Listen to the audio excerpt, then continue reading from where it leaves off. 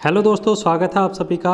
आज हम बात करेंगे अंतिम 45 दिनों के महासंग्राम में मध्यकालीन भारत के इतिहास को।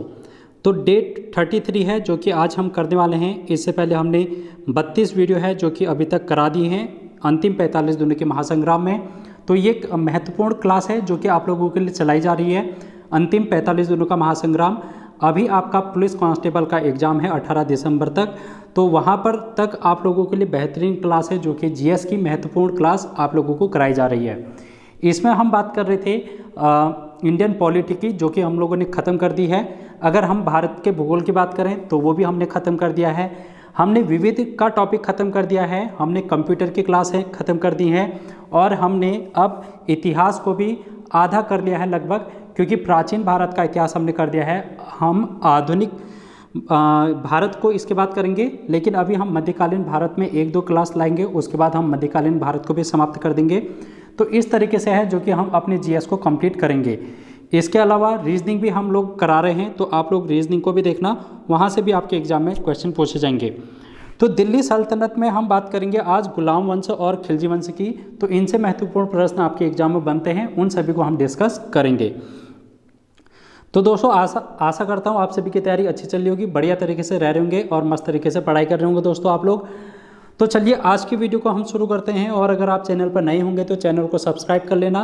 और एक बात और कहूँगा, इसमें मैंने इससे पहले एक वीडियो और बनाई थी जिसमें मैंने 800 क्वेश्चन है जो कि करंट अफेयर के कराए हैं, उसका भाग पहला है अपलोड कर दिया है। आप लोग ज़रूर जाके देखना, वहाँ से आपके एग्जाम में क्वेश्चन बनेंगे, तो आप लोग देखना।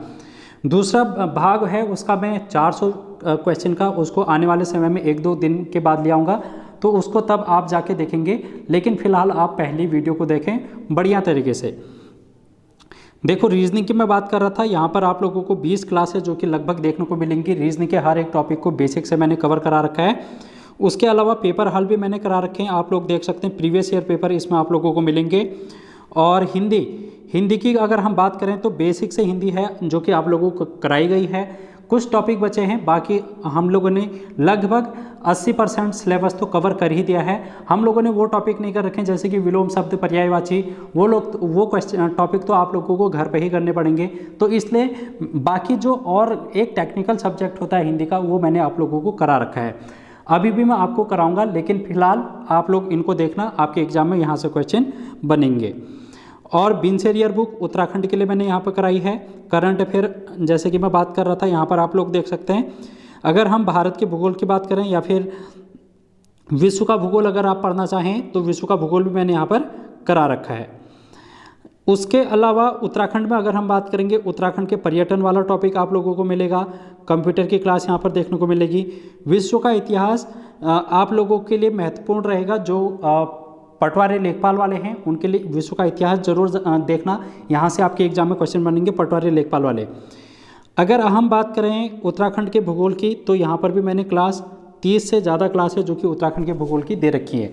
तो आप लोग इन सारी वीडियोस को देखना, डेफिनेटली आप लोगों को कोई ना कोई चीज़ें एग्जाम में डेफिनेटली देखने को मिलेंगी और आपकी एक अच्छी तैयारी है जो कि मैं करा रहा हूँ।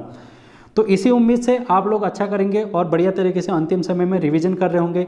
जितना भी समय आप लोगों के पास है रिवीजन कर रहे हैं जितना ज़्यादा हो सके। तो रीजनिंग ही है, रिवीजन ही है जो कि आप लोगों को सिलेक्शन दिलाएगी। तो चलिए हम बात करते हैं आज के दिल्ली सल्तनत की। कल हम लोगों ने अरब और तुर्की आक्रमणों को देखा, किस प्रकार से यहाँ पर महमूद गजनवी और यहाँ पर मोहम्मद बिन कासिम के क्या होते हैं, आक्रमण होते हैं और उन्होंने किस प्रकार से यहाँ के मंदिरों को नष्ट किया। हम लोगों ने गजनी की बात की थी और सोमनाथ मंदिर को उसने ध्वस्त किया था। ये सारी चीज़ें हमने देखी थी। इस्लाम धर्म का उन लोगों ने प्रचार प्रसार करने की यहाँ पर कोशिश की और इस्लाम धर्म को यहाँ पर प्रचार प्रसार करना उनका पहला उद्देश्य था। दूसरा उद्देश्य उनका ये था कि भारत की अपार संपत्ति को लूटकर अपने देश में ले जाना, अफगानिस्तान में ले जाना और वहाँ पर अपने साम्राज्य को बड़ा करना। तो ये इनके बेसिक से 2 उद्देश्य थे, महत्वपूर्ण उद्देश्य। उसके अलावा और भी उद्देश्य हो सकते हैं, परंतु 2 महत्वपूर्ण उद्देश्य हैं जो कि आपके यहाँ पर माने जाते हैं। उसके बाद अगर हम बात करेंगे, हमने लास्ट में देखा था कि कुतुबुद्दीन ऐबक है जो कि मोहम्मद गौरी का गुलाम था। उसके शासनकाल में ये एक दास था, पानी पिलाया करता था वहाँ पर ये, और इसी ने दिल्ली सल्तनत की नींव रखी और गुलाम वंश का इसको संस्थापक कहा जाता है। तो आज हम इनके बारे में बात करेंगे कि दिल्ली सल्तनत में कौन कौन से वंश हैं जो कि आप लोगों को पढ़ने हैं। तो क्रम वाइज हम देखेंगे। ऐसा है, मैं आप लोगों को जो भी चीज़ करा रहा हूँ वो बिल्कुल सिलेबस के अकॉर्डिंग करा रहा हूँ, और ऐसा नहीं कि मैं कोई भी टॉपिक कहीं से भी उठा के ले आया, मैं ऐसा बिल्कुल नहीं करता। मैं आप लोगों को एक सिलेबस के अकॉर्डिंग सटीक तरीके से तैयारी कराने पर विश्वास रखता हूँ। मैं ना ही क्वेश्चनों पर डिपेंड रहता हूँ, ना ही बिल्कुल इधर उधर के टॉपिक। बिल्कुल आप लोगों के सिलेबस के अकॉर्डिंग है जो कि मेरा कंटेंट रहता है। आप लोग इसको ज़्यादा से ज़्यादा लोगों तक शेयर करने की कोशिश करें, जिससे कि हर एक बच्चा है जो कि यहाँ पर से जुड़ सके और अपनी तैयारी को मजबूत कर सके। देखो दोस्तों, हम बात करेंगे दिल्ली सल्तनत की।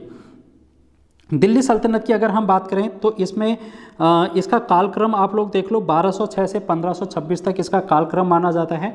1526 के बाद यहाँ पर मुगलिया सल्तनत आ जाती है, मुगल काल, लेकिन हम 1526 तक दिल्ली सल्तनत को पढ़ेंगे। इसमें महत्वपूर्ण वंश आते हैं, जिनमें पहला वंश है गुलाम वंश, जिसको मामलुक वंश या फिर इल्बरी वंश के नाम से भी जाना जाता है। इसने शासन कब से कब तक किया? 1206 से 1290 तक। इसका जो संस्थापक है वो कुतुबुद्दीन ऐबक है। अभी हम इनके बारे में डिटेल में चर्चा करेंगे। फिलहाल मैं आप लोगों को दिल्ली सल्तनत का ओवरव्यू दे रहा हूँ, एक इंट्रो दे रहा हूँ। आप लोग इस चीज़ को समझना। आप लोगों से यहाँ पर से इसी तरीके से क्वेश्चन पूछे जा सकते हैं क्रम वाइज कि कौन सा वंश है जो कि पहले आया, फिर बाद में कौन सा आया, फिर उसके बाद कौन सा आया। तो क्रम भी आप लोगों से पूछा जा सकता है, क्योंकि यूकेपीएससी है जो कि क्रम इसके क्वेश्चन में देखने को मिलते हैं, चाहे वो आधुनिक भारत के हो या फिर युद्धों का क्रम हो, इस तरीके से क्रम वो पूछ लेता है। तो हो सकता है कभी ना कभी इस तरीके के प्रश्न भी पूछ ले। तो पहला वंश गुलाम वंश, दूसरा वंश है खिलजी वंश, तीसरा है तुगलक वंश, चौथा है सैयद और पांचवा है लोदी वंश। तो 5 वंशों को आप लोगों ने इसमें पढ़ना है और हम देखेंगे एक एक करके इनको। इनके संस्थापक आप लोगों से पूछे जाते हैं, तो संस्थापक भी आप लोग याद करना, लेकिन इनके सन है जो कि नहीं पूछे जाते हैं। आप लोगों से इनका कालक्रम नहीं पूछा जाएगा, लेकिन आप लोग इतिहास की समझ बनाने के लिए तो याद कर ही सकते हैं कि किस काल में कौन सा राजा आया था, किस काल में कौन सा वंश ने भारत में शासन किया था। इतनी समझ तो विकसित आप लोगों को करनी पड़ेगी अगर आप भारत के इतिहास को पढ़ रहे हैं। तो दोस्तों, यहाँ पर गुलाम वंश के बाद खिलजी वंश आता है, जिसमें हम बात करेंगे जलालुद्दीन फिरोज खिलजी, जो कि इस वंश का संस्थापक है। महत्वपूर्ण प्रश्न आप लोगों के एग्जाम में डायरेक्टली पूछा जाता है, खिलजी वंश का संस्थापक कौन था। अलाउद्दीन खिलजी को बच्चे करके आते हैं, लेकिन आप लोगों को ये गलती नहीं करनी है अगर आप ये वीडियो देख रहे हैं तो। उसके बाद यहाँ पर यह भी क्वेश्चन बन जाता है कि दिल्ली सल्तनत में सबसे कम शासनकाल करने वाला, सबसे कम शासन करने वाला वंश कौन सा था। तो ये वंश है, आप लोग देख रहे हैं, खिलजी वंश, जिसने मात्र 30 वर्ष है जो कि शासन किया था 1290 से 1320 तक। उसके बाद हम देखेंगे तुगलक वंश, और तुगलक वंश के संस्थापक हैं गयासुद्दीन तुगलक। सर्वाधिक समय तक शासन करने वाला शासन है ये वंश है तुगलक वंश। ये भी आप लोगों को ध्यान में रखना है। इसने महत्वपूर्ण कार्य किए थे और अपने कार्यों के लिए जाना जाता है तुगलक वंश। हम लोग देखेंगे इस वीडियो में या फिर अगली वाली वीडियो में देखेंगे, क्योंकि इस वीडियो में तो हम 2 ही वंश पढ़ने वाले हैं, पहला गुलाम वंश और खिलजी वंश। अगली वीडियो में हम बात करेंगे तुगलक वंश, सैयद वंश और लोदी वंश। तो आप लोगों को लोड लेने की ज़रूरत नहीं है, 2 वीडियो में हम दिल्ली सल्तनत को पूरा द एंड कर देंगे। उसके बाद यहाँ पर आता है सैयद वंश। इसका कालक्रम आप लोग देखो 1414 से 1451 तक। खिज्र खां है जो कि इस वंश की नींव रखते हैं, इस वंश के संस्थापक इनको कहा जाता है। अंतिम वंश है लोदी वंश, जिसके संस्थापक हैं बहलोल लोदी। 1451 से 1526 तक ये शासन करता है लोदी वंश।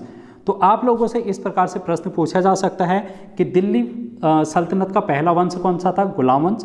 दिल्ली सल्तनत का अंतिम वंश कौन सा है? लोदी वंश। पहला शासक आप लोगों ने देखा कुतुबुद्दीन ऐबक और अंतिम शासक है बहलोल लोदी। तो इस तरह के प्रश्न आप लोगों से बन सकते हैं। तो ये चार्ट आप लोगों के लिए इम्पोर्टेंट रहेगा, आप लोग इसको नोट डाउन कर लें, बढ़िया तरीके से रिवीजन करें और अच्छे तरीके से आप लोग पेपर देने जाएंगे तो आपका सिलेक्शन निश्चित होगा। अब हम एक एक करके इनको डिस्कस करते हैं। चलिए भाई, बात करते हैं हम गुलाम वंश से। गुलाम का मतलब होता है दास, यानी कि कहीं ना कहीं ये वंश है जो किसी न किसी का कभी ना कभी गुलाम रहा होगा। तो कुतुबुद्दीन ऐबक की हम अगर बात करें तो ये गुलाम था किसका, मोहम्मद गौरी का। मोहम्मद गौरी का ये गुलाम था और उसके शासनकाल में ये सेना में था। लेकिन इसने फिर क्या किया, यहाँ पर अपने राजवंश की स्थापना की और गुलाम वंश का इसको संस्थापक कहा जाता है। 1206 से 1210 तक इसने शासन किया, मात्र 4 साल। और इस 4 साल में इसने महत्वपूर्ण कार्य किए जो कि आपके एग्जाम के लिए इम्पोर्टेंट रहेंगे। 24 जून 1206 में इसका राज्याभिषेक किया गया, इसको राजगद्दी पर बैठाया गया। जिस समय ये राजगद्दी पर बैठा उस समय इसने उपाधि धारण की, जो उपाधि थी सिपह सलार। सिपह सलार की उपाधि धारण करने वाला ये दिल्ली सल्तनत का शासक था, जिसने जिस समय ये गद्दी में बैठा उस समय इसने ये उपाधि धारण की। उसके बाद इसने अपनी राजधानी है जो कि लाहौर में स्थापित की, ये भी आपको ध्यान में रखना है। दिल्ली सल्तनत के हम वंश पढ़ रहे हैं, लेकिन इनकी राजधानी देखो ये है लाहौर। आप लोगों से लाहौर से एग्जाम में बहुत बार, एक बार नहीं बहुत बार UKPSC UKSSC के द्वारा क्वेश्चन पूछे गए हैं। दिल्ली सल्तनत का वह शासक जिसने अपनी राजधानी लाहौर में स्थापित की थी। 1 नंबर का प्रश्न छोड़ के मत आना, तो आप लोग इसको याद कर लो, कुतुबुद्दीन ऐबक था वो। इसके अलावा इसकी उपाधि जो है वो लाख बख्श की है। लाख बख्श का मतलब होता है दानी, यानी कि ये जो भी जब ये युद्ध करता था और जो भी माल ये जीतता था उसके बाद ये क्या कर देता था, दान कर देता था, जिस कारण इसको लाख बख्श की उपाधि यहाँ पर दी गई है। इसकी अन्य उपाधि भी आप लोगों से पूछी जा सकती है, जो है हातिम द्वितीय। हातिम द्वितीय की उपाधि भी ये धारण करता है। इसके महत्वपूर्ण कार्य की अगर हम बात करें तो स्थापत्य कला। देखो, अगर हम बात करें मध्यकालीन भारत में, तो मध्यकालीन भारत जो है वो स्थापत्य कला के लिए जाना जाता है। हम देखेंगे यहाँ पर बहुत बड़ी इमारतें हैं या फिर इस तरीके की इमारतें हम लोगों को देखने को मिलती है आज भी, जहाँ पर हम लोग विजिट करते हैं। आज भारत का वो पर्यटन केंद्र बन चुके हैं। तो ये जो इमारतें हैं या फिर स्थापत्य कला है वो दिल्ली सल्तनत में या फिर मुगल काल में स्थापित की गई थी, और ये हमारे अभी वर्तमान में भी जीवित हैं। यहाँ पर क्या है, पर्यटन भरपूर मात्रा में देखने को आप लोगों को मिलता है। जैसे हम अगर बात करें, अगर आप लोग दिल्ली जाते होंगे तो दिल्ली में सबसे पहले कुतुब मीनार तो जाते ही होंगे। जो भी व्यक्ति घूमने जाता है दिल्ली, तो वो सबसे पहले उसके जहन में यही आता है कि कुतुब मीनार देखने जाना है। तो ये कुतुब मीनार की नींव है जो कि इसने रखी थी, कुतुबुद्दीन ऐबक ने रखी थी इसकी नींव। अब ये कहाँ पर है, दिल्ली में आप लोग अगर जाएंगे तो गूगल मैप का सहारा मत लेना, मैं पहले आप लोगों को बता दे रहा हूँ, मेहरौली में है ये। ऑटो वाले को पकड़ना, मेहरौली आप लोगों को घुमा देगा, और दिल्ली में है कुतुब मीनार। कुतुब मीनार की नींव है इसने रखी थी, ना कि इसने कुतुब मीनार को पूरा बनाया था। ठीक है दोस्तों, इसने सिर्फ नींव रखी थी। अभी हम और भी बात करेंगे। हम ये देखेंगे कि इल्तुतमिश इसके बाद आता है जो कि कुतुब मीनार के निर्माण को पूरा करता है। कुतुब मीनार के जो मंजिल है उसको पूरा करता है, और लास्ट में फिर उसकी जो तीसरी मंजिल है वो ध्वस्त हो जाती है, और फिर फिरोज शाह तुगलक है जो कि अंतिम इसको टच देता है, फाइनल टच देता है कुतुब मीनार को, और इस तरीके से कुतुब मीनार का निर्माण किया जाता है। ठीक है दोस्तों, आप लोगों से यही क्वेश्चन पूछा जाता है कि नींव किसने रखी थी और इसको पूरा किसने कराया था। नींव तो रखी थी कुतुबुद्दीन ऐबक ने, और इल्तुतमिश ने इसका निर्माण कार्य को पूरा किया था। उसके बाद यहाँ पर इसने एक मस्जिद की भी स्थापना की थी, कुव्वत उल इस्लाम मस्जिद। कुव्वत उल इस्लाम मस्जिद मेहरौली दिल्ली में ही है, ये कुतुब मीनार के सामने ही है। अगर आप कुतुब मीनार जाएंगे तो कुव्वत उल इस्लाम भी आप लोगों को देखने को यहीं पर मिल जाएगी। उसके बाद यहाँ पर इसने 2.5 दिन का झोपड़ा, या फिर इसको 2.5 दिन का झोपड़ा भी कहा जाता है, ये अजमेर में है। ऐसा माना जाता है कि जब ये एक बार गुजर रहा था तो राजस्थान होते हुए अजमेर गया, और अजमेर में एक स्थान पर ये रुका क्योंकि वहाँ पर ये थक गया था, और इसने रात वहाँ पर गुजारी। वहाँ पर जहाँ पर इसने रात गुजारी वो एक महिला का कुटिया थी। उस महिला की कुटिया में इसने आश्रम वहाँ पर शरण ली, और जब ये वापस दिल्ली लौटा तो इसने एक ये सोचा कि यार जहाँ पर मैं रुका था उस कुटिया को मैं क्या करूं, पुनः निर्माण करूं। इसलिए इसने वहाँ पर अपने सैनिक भेजे, और फिर वहाँ पर जिस कुटिया में ये रुका था उसको इसने निर्माण करवाया और इसका निर्माण कार्य 2.5 दिनों में पूरा हो गया था। तो इसलिए इसको 2.5 दिन का झोपड़ा कहा जाता है या फिर 2.5 दिन का झोपड़ा कहा जाता है। तो इतनी बात है जो कि आप लोगों को क्लियर हो चुकी होगी। उसके बाद ये बेचारा 1210 ईस्वी में मृत्यु हो जाती है। कैसे मृत्यु होती है? खेल रहा था, ये चौगान एक गेम होता है जो कि घोड़े में बैठकर खेला जाता है। तो चौगान खेलते वक्त घोड़े से गिरकर इसकी मृत्यु हो गई थी। तो ये बात आप लोगों को ध्यान में रखनी है, इम्पोर्टेंट है, आप लोगों के एग्जाम में पूछ लिया जाता है कि चौगान खेलते वक्त दिल्ली सल्तनत के किस शासक की मृत्यु हो जाती है, या फिर घोड़े से गिरकर किस शासक की मृत्यु होती है, तो वह है कुतुबुद्दीन ऐबक। इतनी बात है जो कि आप लोगों को यहाँ पर से पूछी जाएगी और आप लोग इनको याद कर लें। ग्रुप सी लेवल के एग्जाम में इतना ही पूछा जाएगा, इससे बाहर नहीं पूछा जाएगा। ये आप लोग जब पेपर देके आएंगे तब मेरे से कहना। तो अब हम बात करेंगे, उसके बाद एक और शासक आता है जिसका नाम है आराम शाह। तो ये मात्र 8 महीने हैं जो कि यहाँ पर शासन करता है दिल्ली में, लेकिन इसके बाद ये इसका कोई ऐसी उपलब्धि है नहीं जिसको हमने पढ़ना है। बट आप लोगों से पूछा जा सकता है कि इसके बाद कौन गद्दी पर बैठा, तो आराम शाह है जो कि गद्दी पर बैठा।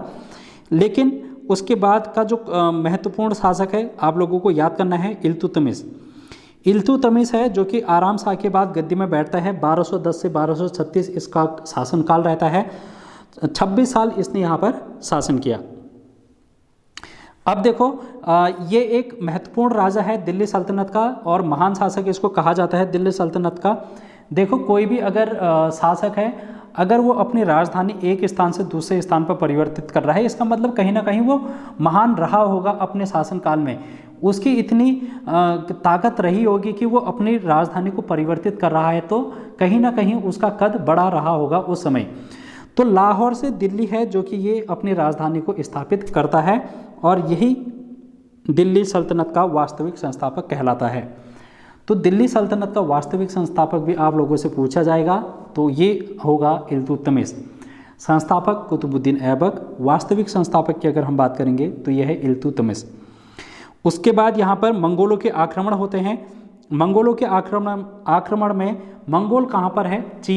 चीन वाला जो क्षेत्र है उसके उत्तर में है मंगोल ये वहाँ पर रहते हैं मंगोल। तो मंगोल है जो कि भारत में आते हैं और चंगेज खां हैं जो कि इसका नेतृत्व करता है मंगोलों का, जिसको तैमूचिन नाम से जाना जाता है। लेकिन इल्तुतमिश ने इसको पराजित कर दिया था और दिल्ली को संरक्षित कर दिया था, मतलब दिल्ली को आक्रमण से बचाया था, ठीक है। तो इसलिए इसको दिल्ली का संरक्षक भी कहा जाता है इल्तुतमिश को। इतनी बात है जो कि आप लोगों को ध्यान में रखनी है। उसके बाद इसके महत्वपूर्ण कार्य भी आप लोगों से पूछे जा सकते हैं। इसने एक दल का निर्माण किया था अपनी सेना के सहायता के लिए। अपनी सहायता, देखो जब भी कोई राजा कार्य करता है तो उसके लिए सहायक होने चाहिए ना, तभी तो वो कार्य करेगा। तो इसके सहायक के रूप में 40 लोगों का एक संगठन था जिसको हम तुर्क-ए-चहलगानी के नाम से जानते हैं। तुर्क-ए-चहलगानी, जिसमें 40 तुर्क सरदार हैं जो कि इसकी सेना में हुआ करते थे, जिसको 40 दल का संगठन भी कहा जाता है। तो आप लोगों से पूछा जाता है कि तुर्क-ए-चहलगानी या फिर 40 दल का संगठन का गठन किसने किया था, तो यह है इल्तुतमिश। आप लोगों को महत्वपूर्ण याद करना है। उसके बाद मैंने पहले ही बता दिया है कि इल्तुतमिश ने कुतुब मीनार का निर्माण है जो कि पूरा कराया था। उसके बाद इसने कुछ सिक्के चलाए थे जो कि शुद्ध अरबी सिक्के थे, और इसमें आप लोगों से पूछा जाता है चांदी का टंका और तांबे का जीतल। मोस्ट इम्पोर्टेंट आप लोग कर देना अपने एग्जाम के लिए, पुलिस कांस्टेबल वाले। चांदी का टंका और तांबे का जीतल चलाने वाला कौन सा शासक है दिल्ली सल्तनत में, तो वो है इल्तुतमिश।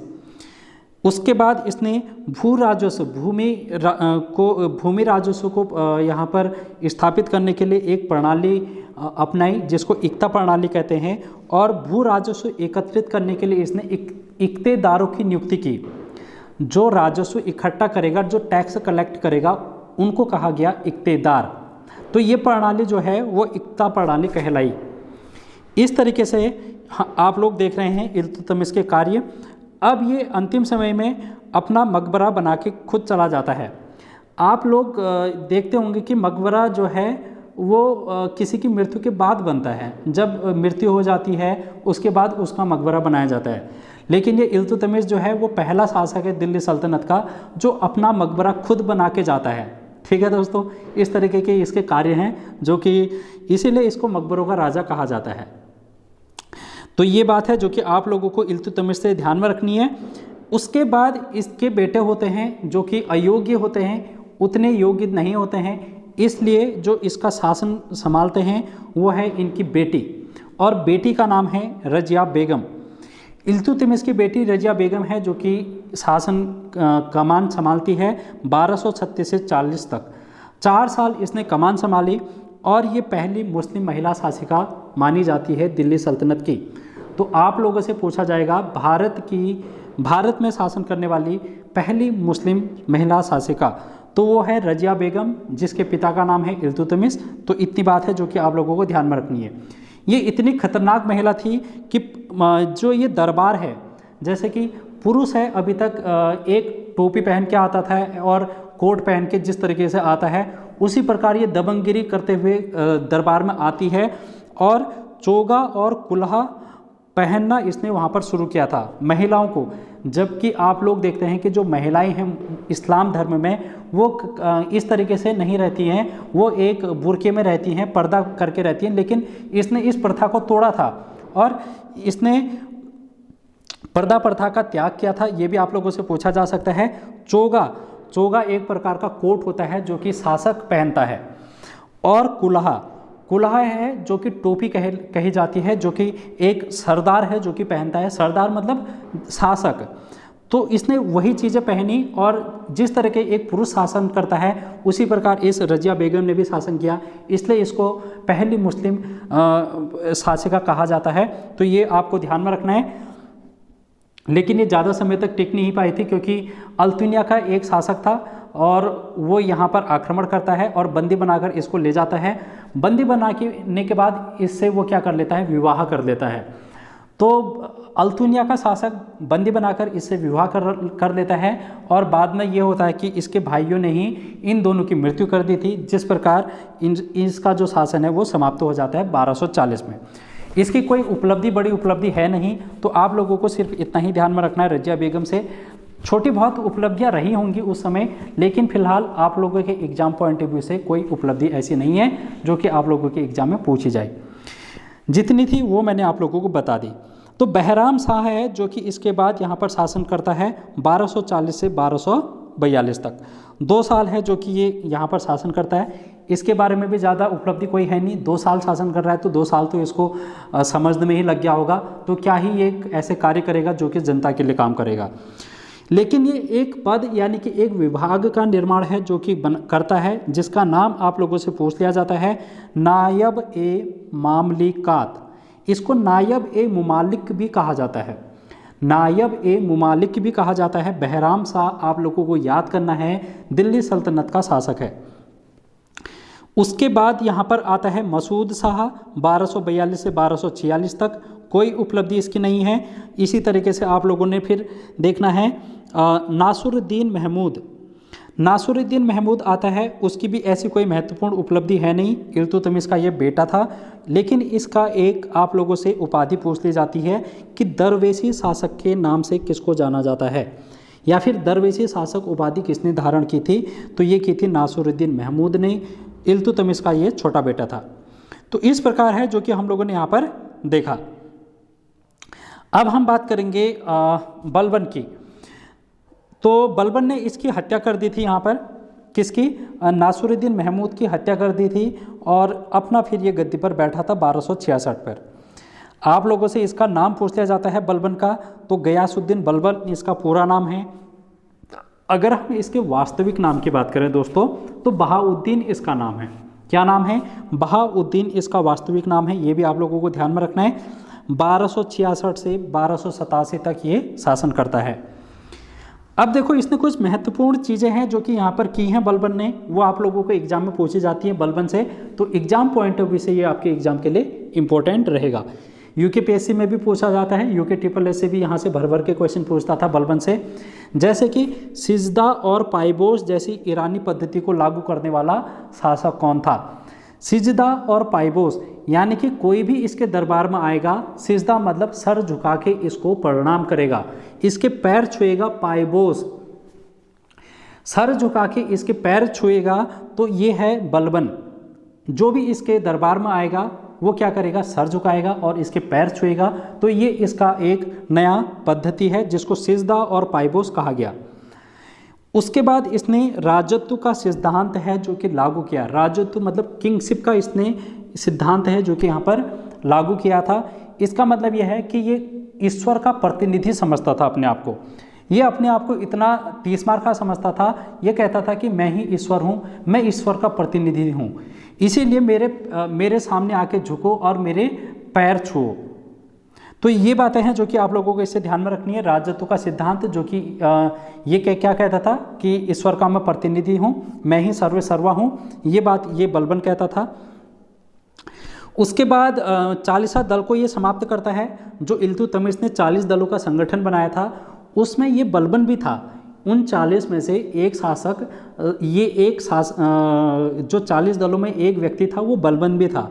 लेकिन बाद में बलबन जब ये शासन करता है, गद्दी पर बैठता है, तो ये क्या करता है, 40 दल को समाप्त कर देता है। तो आप लोगों से पूछा जाता है बहुत बार, एक बार नहीं बहुत बार, कि तुर्क ए चहलगानी को समाप्त करने वाला शासक कौन था, तो बलबन। ठीक है दोस्तों, तो इस तरीके से है जो कि आप लोगों को याद करने हैं। अगर आप लोगों को वीडियो पसंद आती है तो आप लोग मेरे को कमेंट करके बताया करें। इससे पता तो चलता है कम से कम कि आप लोगों को समझ में आ रहा है और आप लोग आगे को बढ़ रहे हैं।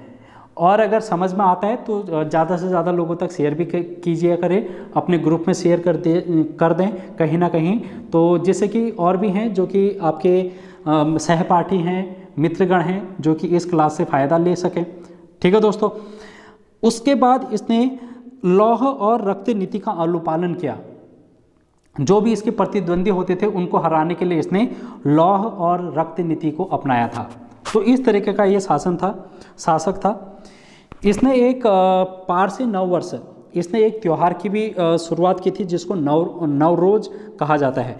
मोस्ट इम्पोर्टेंट आप लोगों से पूछा जाता है ये क्या है, पारसी नववर्ष है। ठीक है, पारसी नववर्ष को नवरोज नाम से जाना जाता है जिसकी शुरुआत बलबन ने की थी।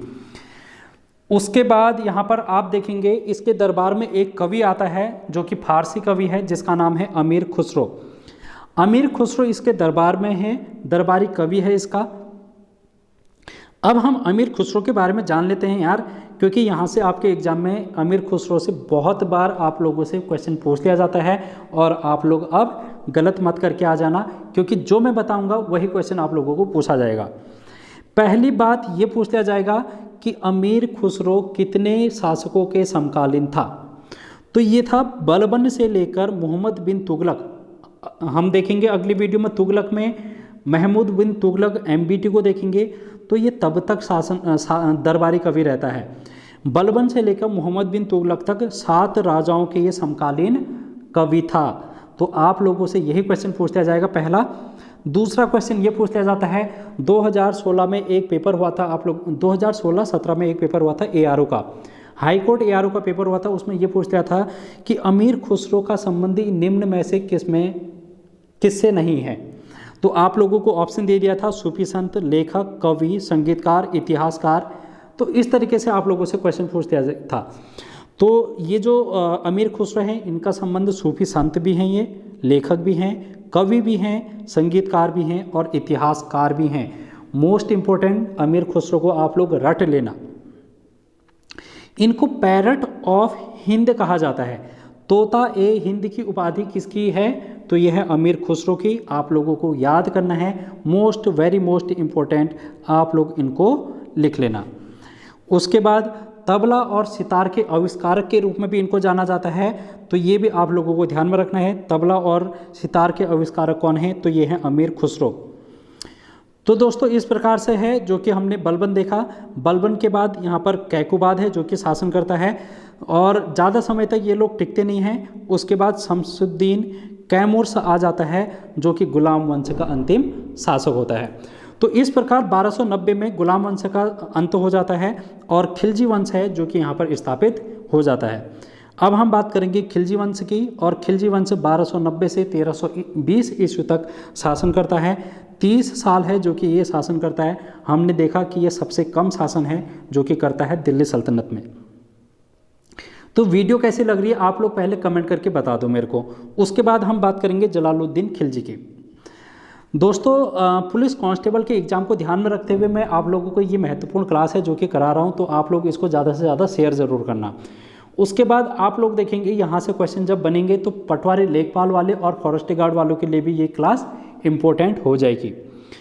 तो देखें अब हम जलालुद्दीन खिलजी को 1290 से 1296 6 वर्ष से इसने शासन किया। सबसे बूढ़ा है ये जो कि दिल्ली सल्तनत का शासक है। आप लोगों से पूछा ही जा सकता है कि दिल्ली सल्तनत का सबसे वृद्ध शासक कौन बना था, तो ये बना था जलालुद्दीन खिलजी। 70 वर्ष की आयु में ये बना था। इसकी उपाधि आप लोगों से पूछी जा सकती है, तो शाइस्ता की उपाधि ये धारण करता है और राजधानी है जो कि किलोखरी को बनाता है। राजधानी किसको बनाता है? किलोखरी को। इसके समय में भी मंगोलों का आगमन यहाँ पर होता है 1292 में, और 4000 सैनिक लेकर उलुगु खां आता है। उलुगु खां यहाँ पर आता है मंगोल। उलुगु खां कौन है? मंगोल है। आप लोगों से पूछा जा सकता है। चंगेज खां अभी हमने देखा इससे पहले, लेकिन अब हम बात करेंगे उलुगु खां की। 4000 मंगोलों के साथ ये आता है और जलालुद्दीन खिलजी इनको क्या करता है? पराजित करता है और इस्लाम धर्म है जो कि इनको ग्रहण करवा देता है। ये आए थे मंगोल और बन गए ये इस्लाम। तो अब हम देखेंगे इसके बाद अलाउद्दीन खिलजी को। जलालुद्दीन खिलजी के बारे में इतना ही है। एक वृद्ध शासक था जो कि कम ही समय शासन कर पाया। उसके बाद अलाउद्दीन खिलजी है जो कि जलालुद्दीन का भतीजा था और दामाद था। देखो दोस्तों उस समय भतीजा भी है, ये दामाद भी है, तो ये किस तरीके का है ये आप लोग समझ सकते हैं। और अलाउद्दीन खिलजी के बारे में अगर आप लोगों ने एक मूवी नहीं देखी है तो उसको देखना, वहाँ पर से आप लोग इस मूवी को, इस शख्स को अच्छी तरीके से जान पाएंगे ये किस तरीके का शख्स था। और उस मूवी का नाम है रानी पद्मावती। रानी पद्मावती मूवी आप लोगों ने देखना। अभी हम बात करेंगे, उसकी भी बात करेंगे। फिलहाल आप लोग देखो कि ये जलालुद्दीन का भतीजा है और दामाद है।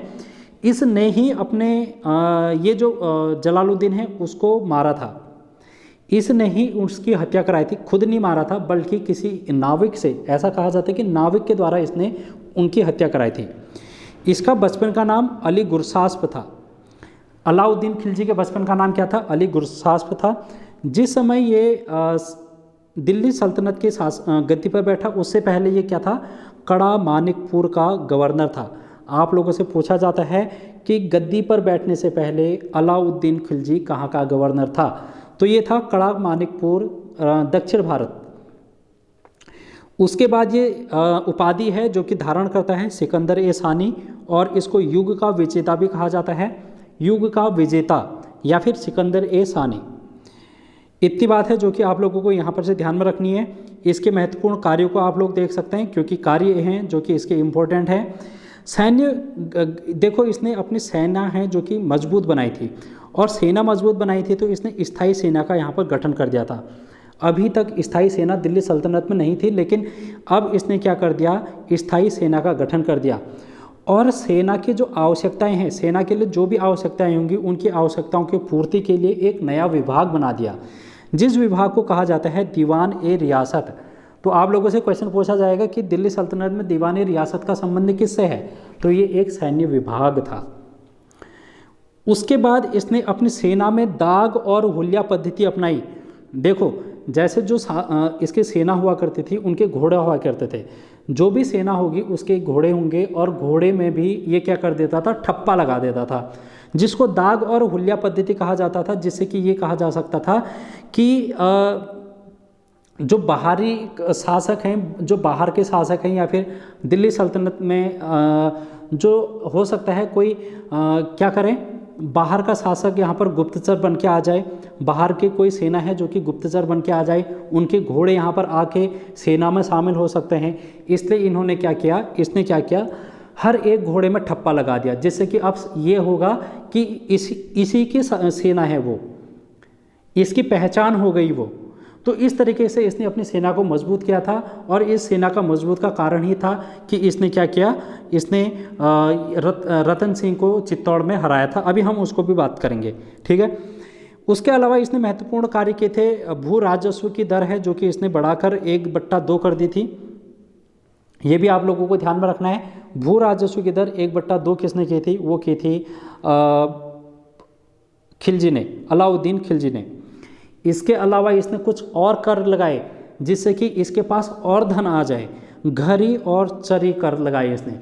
इसको घरिया और चरी कर बोला जाता है, इसको घरिया भी बोला जाता है, ठीक है दोस्तों। और चरी कर, घरी का मतलब होता है जो कि झोपड़ी या फिर घरों पर लगाया जाता था कर, और जो चरी कर है वो जो दुधारू पशु हुआ करते थे, जो दुधारू पशु हैं उनके मालिकों के ऊपर लगाया जाता था ये कर।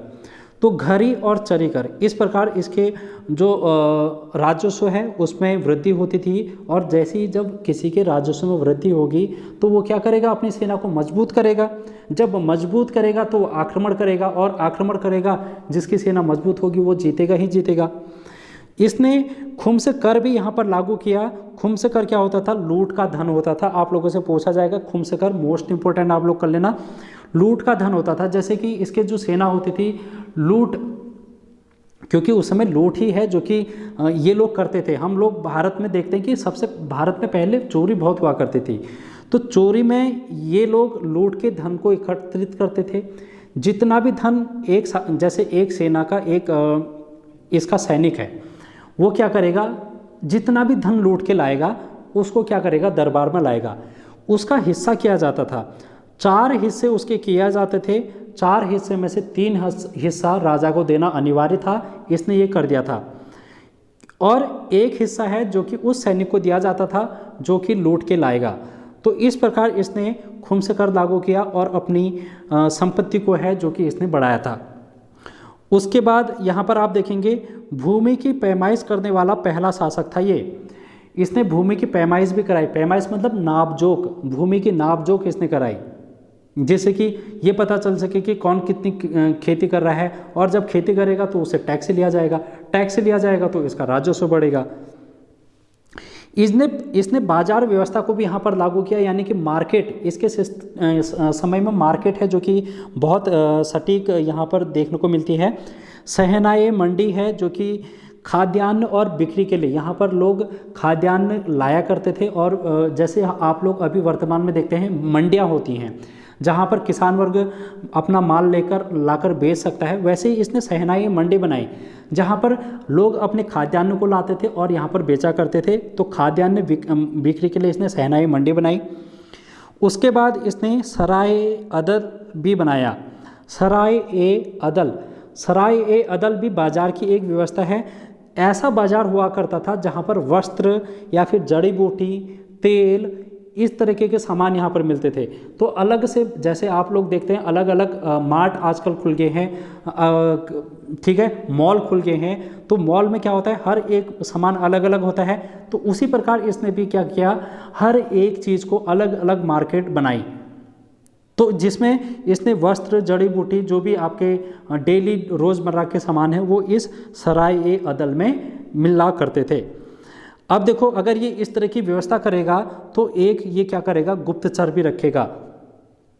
अगर गुप्तचर रखेगा, गुप्तचर का काम क्या होगा, जो भी ये बाजार व्यवस्था है उसको देखने का काम, बाजार व्यवस्था को देखने का काम ये कौन करेगा, बरीद करेगा। इसको हम कहते हैं बाजार का निरीक्षक करने वाला। आप लोगों से बरीद भी पूछा जा सकता है। अलाउद्दीन खिलजी ने यहाँ पर नियुक्त किया था बाजार व्यवस्था को नियंत्रित करने के लिए या फिर उसको निरीक्षण करने के लिए। उसके बाद मैंने जैसे ही आप लोगों से कहा कि दिल्ली सल्तनत है जो कि वास्तुकला के लिए जानी जाती है। इसने अलाई दरवाजे का निर्माण कराया जिसको इस्लामी वास्तुकला का रत्न कहा जाता है। अलाई दरवाजे का निर्माण इसने दिल्ली में ही कराया था।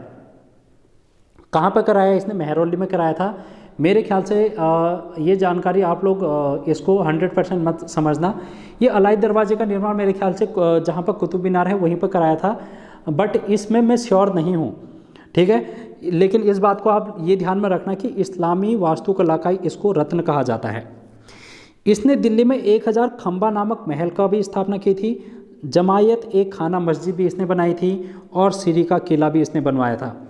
तो इतनी बात है जो कि आप लोगों के यहाँ पर से ध्यान में रखनी है। जैसे कि हम बात कर रहे थे रानी पद्मावती की, 1303 में इसने चित्तौड़ पर आक्रमण किया और रानी पद्मावती से यह प्रभावित हुआ था। इसी कारण इसने ये एक महिला के लिए आक्रमण करता है। रानी पद्मावती जो कि रतन सिंह की वाइफ है, उनसे ये क्या हो चुका है, प्रभावित हो चुका है। ठीक है, तो जब ये उनसे प्रभावित हो चुका है तो उनको पाने के लिए, रानी पद्मावती को पाने के लिए चित्तौड़ पर आक्रमण करता है। तो आप लोग देख सकते हैं किस तरीके का ये क्या है, एक प्रकार का शासक है। तो रतन सिंह को इसने हराया था और चित्तौड़ पर आक्रमण करके इसका नाम खिजराबाद रखा था, लेकिन रानी पद्मावती को ये कभी हासिल नहीं कर पाया। भले ही इसने रतन सिंह को हराया हो, लेकिन रानी पद्मावती ने आग में जौहर कर दिया था। अपने जो चित्तौड़ का किला है उसमें बंद करके वहाँ पर आग का कुआं बनवाया और उस आग के कुएं में इन्होंने अपनी जान दे दी। तो इस प्रकार की महिलाएं भी हैं जो कि हमारे भारत में रही हैं और जिनकी हमको हमेशा गुणगान गाने चाहिए और इनको हमको याद करना ही चाहिए। तो ये महानता है हमारे देश की महिलाओं की। तो देखो, उसके बाद हम बात करेंगे मंगोलों की आक्रमण की। तो 6 बार इसने मंगोलों ने यहाँ पर आक्रमण किया था। वैसे आप लोग ना ये रानी पद्मावती एक बार मूवी देख लेना, बहुत ज़बरदस्त मूवी है, मैं आप लोगों को रिकमेंड करूँगा। एक बार आप लोग देखेंगे, बहुत अच्छी मूवी है। बहुत अच्छी का मतलब है कि वहाँ पर आप लोगों को देखने को मिलेगा कि किस प्रकार से यहाँ पर रतन सिंह जो है शासन करते हैं, उनके शासन काल में ये किस प्रकार से आक्रमण करता है। और रानी पद्मावती का साहस आप लोग देखेंगे तो वो एक अलग ही किस्म का है। दीपिका पादुकोण है जो कि उसमें बनी है रानी पद्मावती। उसके बाद यहाँ पर मुबारक शाह खिलजी है जो कि आता है और ये एक प्रकार का ठरकी इंसान है।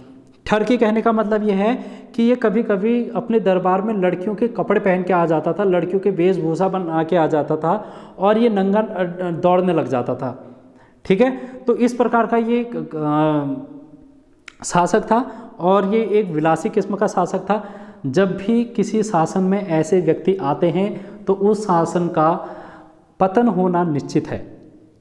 जो भी विलासी शासक होगा, क्या वो अपने साम्राज्य को बढ़ा पाएगा? नहीं। अलाउद्दीन खिलजी एक घमंडी शासक था। वो क्या करता था, जो चीज़ उसको पसंद आ गई है उसको पाने के लिए वो आक्रमण करता था, अपनी सेना को बढ़ाता था, तो उसने अपना साम्राज्य विस्तार किया। लेकिन ये क्या है, ये अपने शान शौकत में, दारू मदिरा लड़कियों में ही मग्न है। तो जो भी ऐसा इंसान होता है भाई, उसका पतन तो निश्चित होता ही है।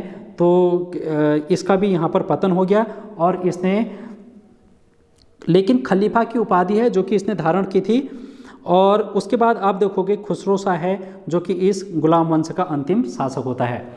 और इस प्रकार से है जो कि गुलाम वंश नहीं, खिलजी वंश का अंतिम शासक खुसरो शाह होता है और खिलजी वंश का यहाँ पर पतन हो जाता है।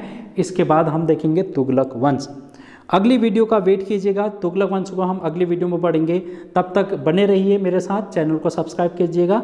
तो थैंक यू सो मच, खुश रहिए, मस्त रहिए, पढ़ते रहिए। Thank you so much.